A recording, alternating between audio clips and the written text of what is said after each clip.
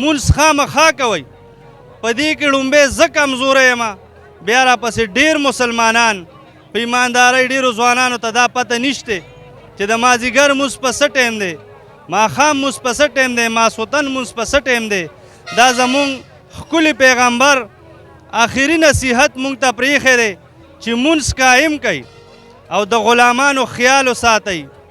نن سبا مونږ که وګورو چا سره زمینداران دي، چا سره نوکران دي، چا سره په کارخانو کې ډیوټي کوي، چا سره عام روټین سره نوکران دي.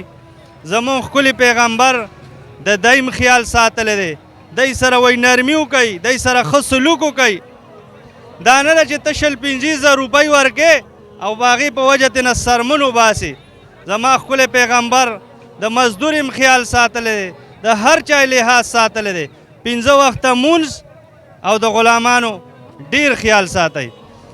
صحیح ده جی مولانا صاحب، تاسو څه پیغام ورکوئ؟ ډېر امتیان دا پروګرام ګوري.